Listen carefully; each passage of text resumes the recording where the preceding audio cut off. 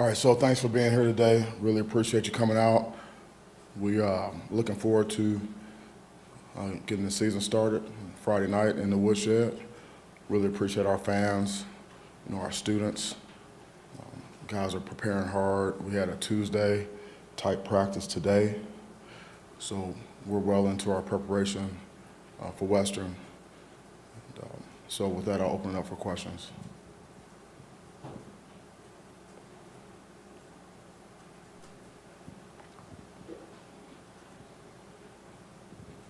And I was wondering where you're at with the kicker situation, with adding Ben, and kind of what you think of those guys in that room overall heading into the opener. Yeah, they did a good job today at the end of practice, so we'll make a decision at some point, but I feel good about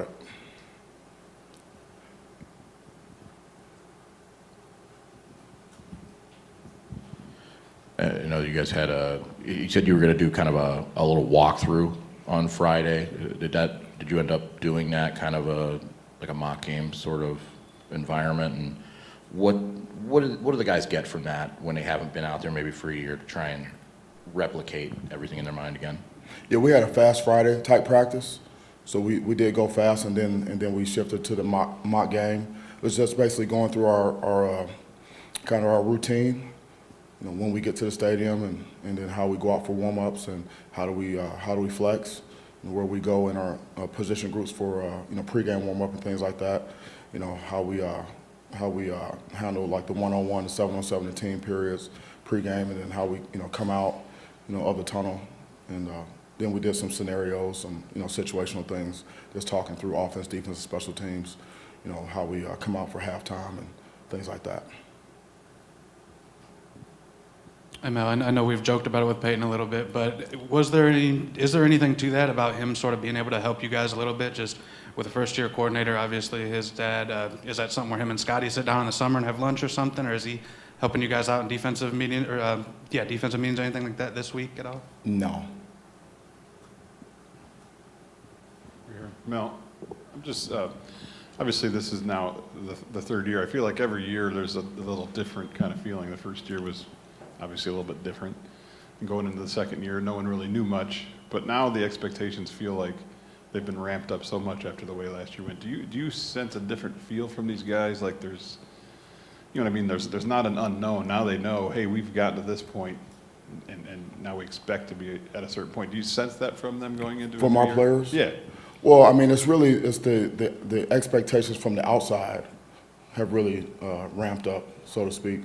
And like we're ranked going into the season, and there's an expectation for us, to be a good football team and things like that, and to be able to win games where, a year ago we weren't ranked. We were picked to be one of the worst, 5 teams in the country and things like that. So it's really the external expectations, I think, have shifted.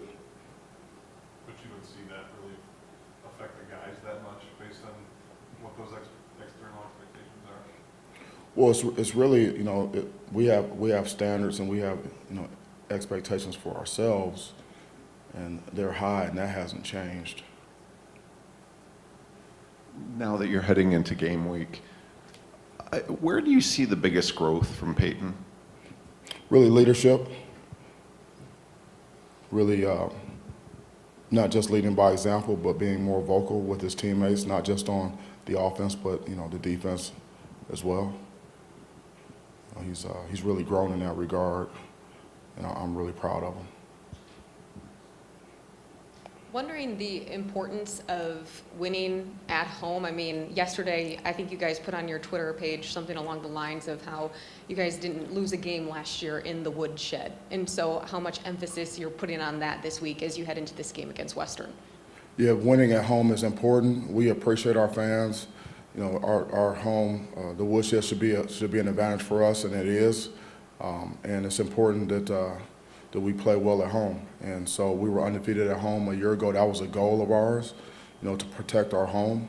And that's always going to be the goal for us, is to play well at home and to win at home every game that we play at home. Mel, who's returning kickoffs and punts for you, and do you have any reservations at all about using Jaden there with all the things he has to do on offense? Yep, we'll just have to see. We got quite a few guys that can do it, but we don't have any reservations about putting guys back there. We're going to put the best players back there to get the most production and to give us the best chance to have a chance to get the job done.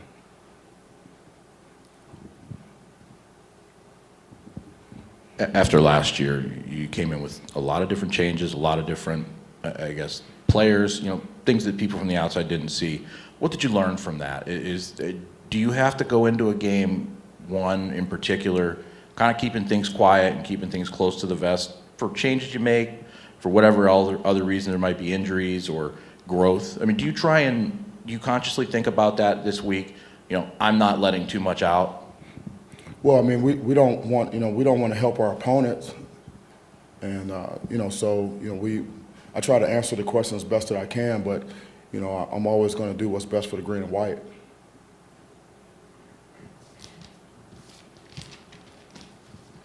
Mel, a year ago around this time, I don't think you told us directly, but you told your team, coming out of camp, going into that Northwestern game, that something along the lines of there's championship talent here, maybe not championship depth.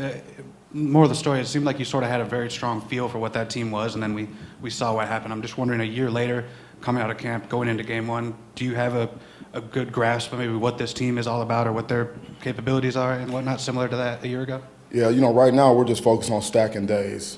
Again, we've already stated what our goals are for the season, and we're just stacking days. I mean, we have a process that we go through throughout the week, so it was a Tuesday type practice for us, which was full pads, and it was a physical practice, and we competed. We did mostly scout work, but we did have a couple good on good periods, which we're going to go and grade the film. But it's really right now. So we have one game. We have a one-game focus. We have one game on our schedule, and we're working to stack days in preparation that we can go out there and put our best foot forward and have a chance to win the football game. Well, not to tip anyone off, but you had a meal ticket in the backfield last year in Walker. Do you anticipate one of these two guys, Berger or Broussard, being the lead back, or are you comfortable with running back by committee, or where does that stand? We'll just have to see. I mean, it's going to take all of us. It's going to take in the offensive line, the tight ends, the runners, the wide receivers blocking. We have good scheme. We're going to have to, Peyton's going to have to make sure we get in and out of, the right plays and things like that, and we're going to have to play complementary football. Offense and defense and special teams working together, but we have to be able to run the ball on our terms and have balance on offense.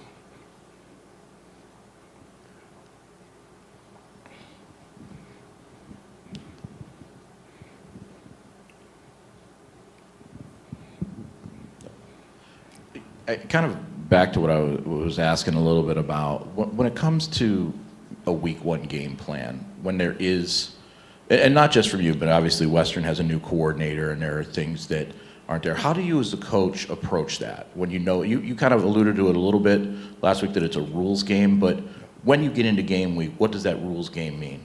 Well, we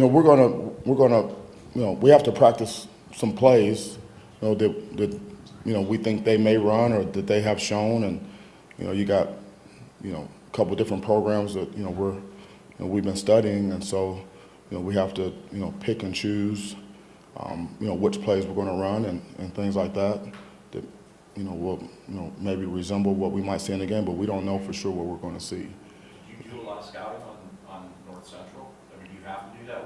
Yes, you have to do that. Yep.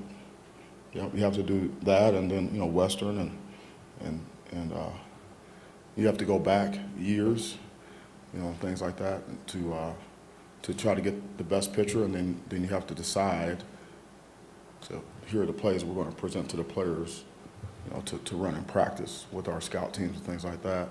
But you have to coach in concepts, so because we don't know what we're going to see,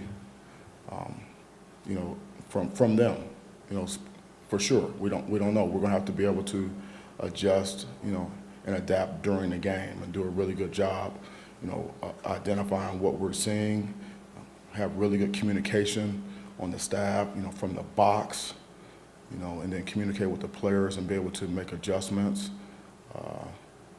to what we see out there. But, when you teach in concepts, the players should be able to unwind anything that they see out there and apply the rule, like for example, if it's a coverage, you know, maybe there's a look that a play that we haven't seen or before. It might be something, maybe they got it from another school and it worked well, and they might have got it from an NFL team, you know. And so, so within that coverage, you know, the coverage says if this, then you do this.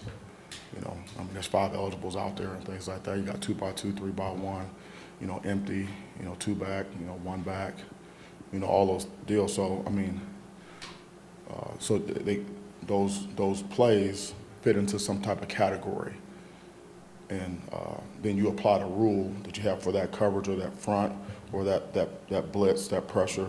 You know, you apply the rule to that category of plays, and that's what makes it a rules game.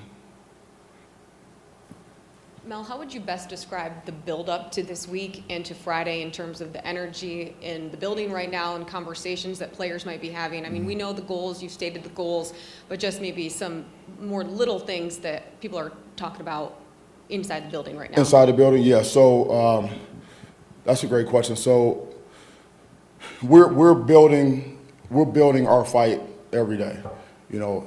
And when I talk about stacking days, you know, we have a Monday type of practice, we have a Tuesday type practice, then we have a Wednesday type of practice, then we have like a no sweat Thursday, then we have a fast Friday type practice, then we play.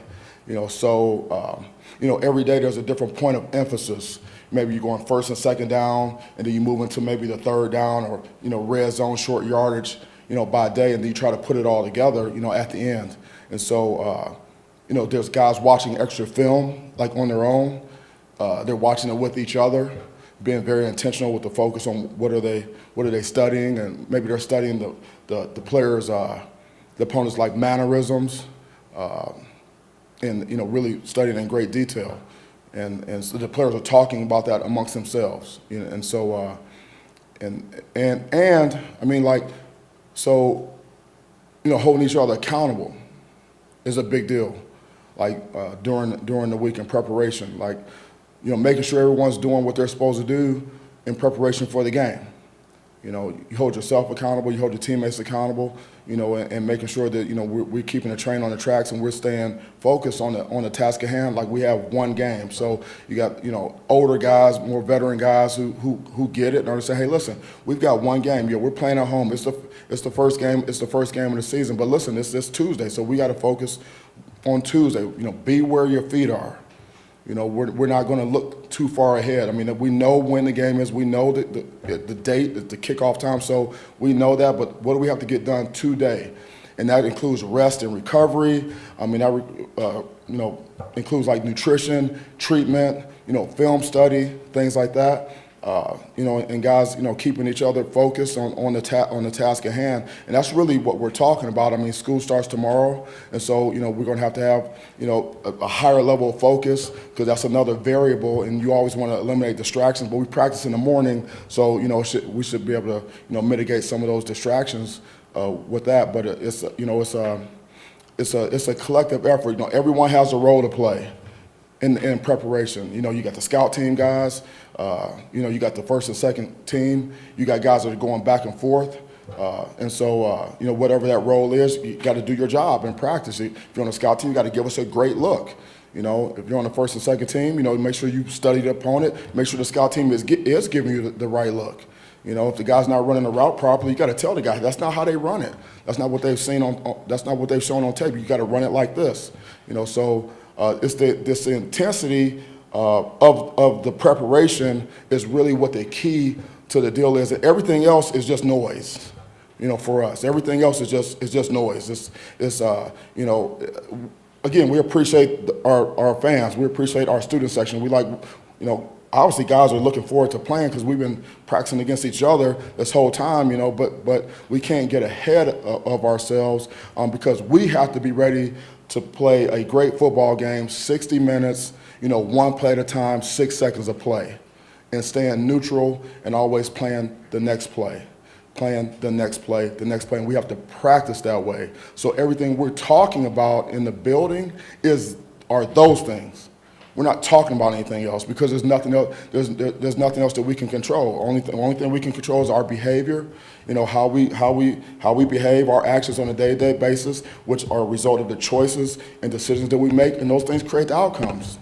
You know, and so that's the chatter, that's the talk. All the other stuff is just really noise for us right now. Mel, is this week where Peyton is in a kind of a unique position of his dad being over there?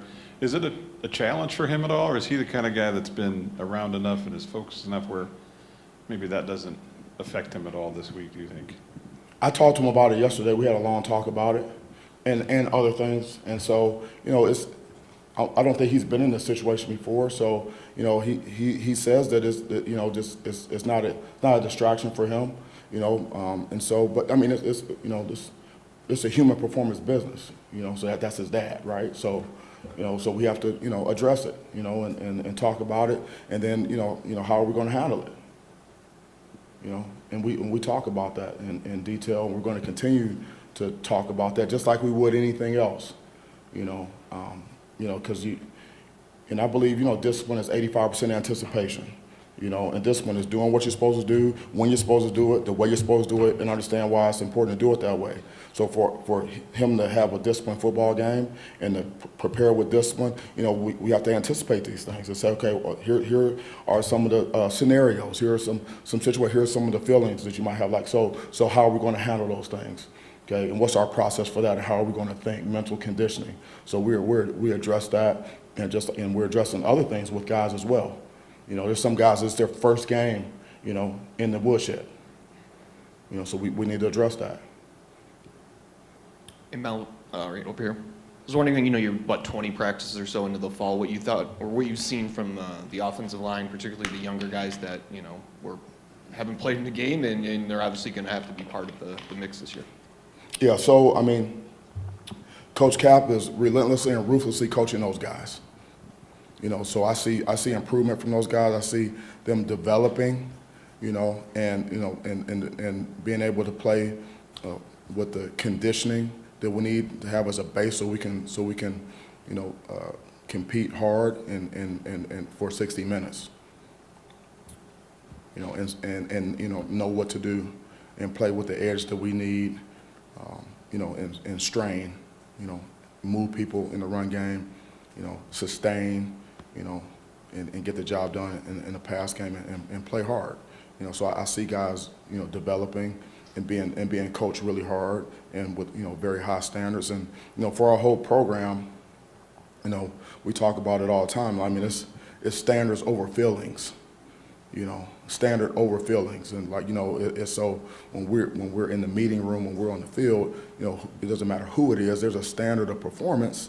And we don't care how you feel, you know, it's just a matter of how we have to get these things done. You know, you can't be offended, you know, when you're being coached up. You know, and I see a very coachable group, you know, which is good to see. You know, it's really good to see. That's how you have a chance to get better.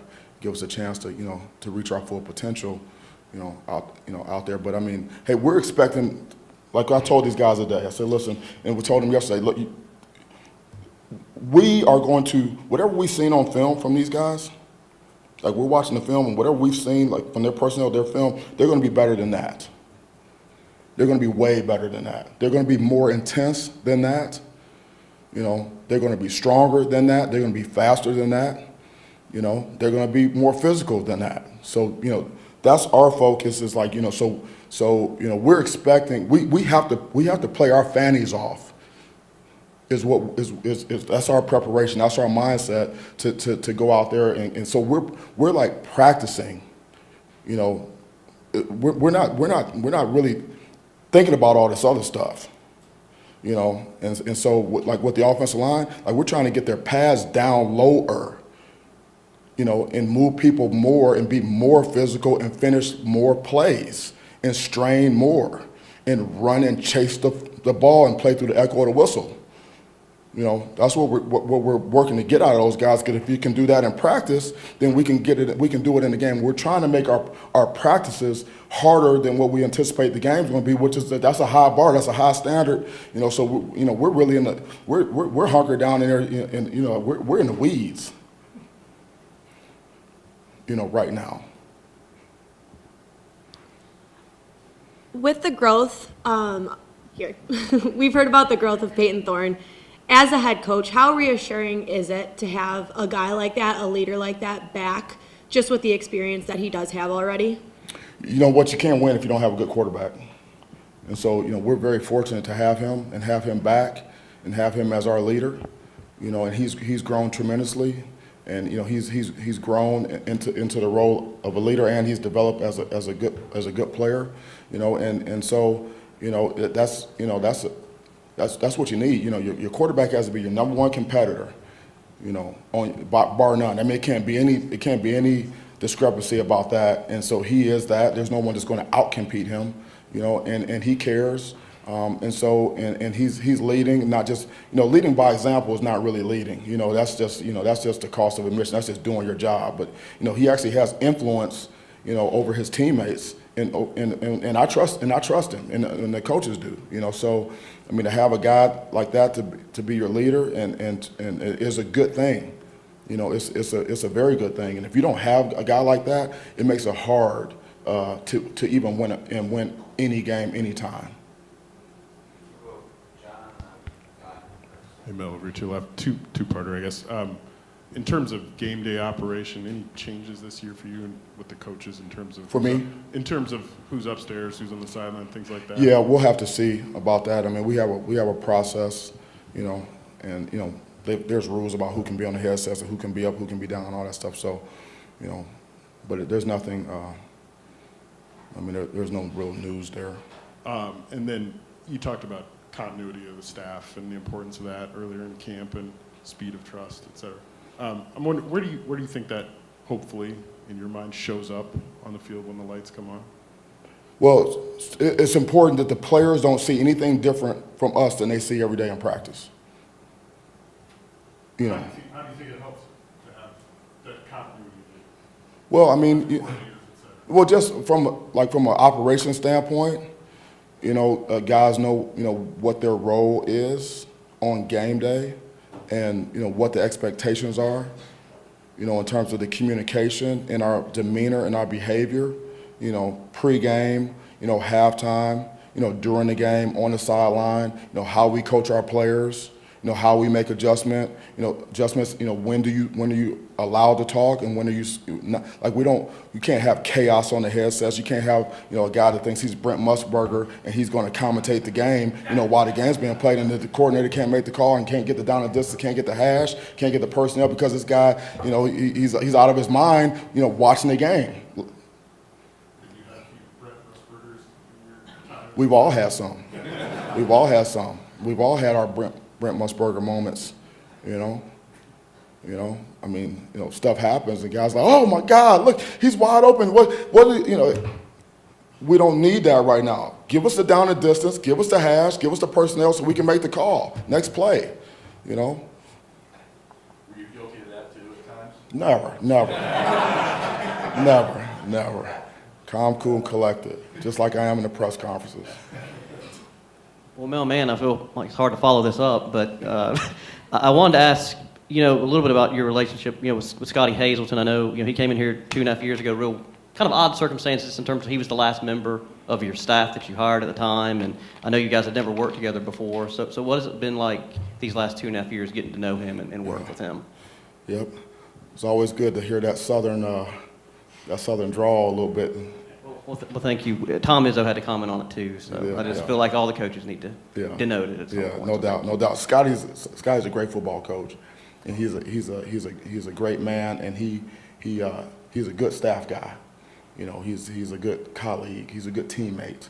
You know, and he cares, you know, about the players and about his staff. You know, the guys around him, the support staff. He treats everyone like $1 million. You know. And regardless of, you know, what your title is and things like that, and he's a hard worker. You know, he's a bootstrapping guy. He believes in, you know, roll your sleeves up, hard work. He's attention to detail. You know, no stone unturned type guy. He brings a tremendous amount of energy, like every single day. And you know, he lives and dies with the players. You know, and that's, I mean, you know, and he's smart. The guy's like his intelligence is like through the roof, and he works and he's humble and hardworking, with that. So, I mean, he's a good teacher, and the guy has a lot of experience. I mean, and in this game, in order to I think to be able to coach at a high level, you have to have your butt kicked a few times, and so you have experience, like we've all had, on the staff when you've been places and you've been on different staffs and you've seen a lot of stuff, college and pro, whatever. You've had your butt handed to you a couple times, and then you have some success. It puts you in a position to be able to coach these young guys, and through everything, and be able to lead, and that's what he is. He's a leader. Wanted to kind of pick, what you've seen about Western on tape, particularly two guys. The quarterback, Salopek, there's a couple games he got in, obviously at the Pitt game a little bit, and then also Ladarius Jefferson, who's been in this building and played here, and what that means for maybe a mid-level team coming in to try and pull an upset. I don't want to put words in their mouth. I don't know what they're thinking. Just my experience. But my experience tells me in games like this game has been circled on their schedule for quite some time. And whatever we've seen from them on tape, they're going to be better than that. And they're absolutely, their belief factor is like through the roof right now. Their coaching staff has those guys, ready, prepared, and believing that they can come in here and beat us. So that's what we're preparing for. And we've got coaches and we've got players, and we have work to do, but that's what we're anticipating. That's just what it's going to be.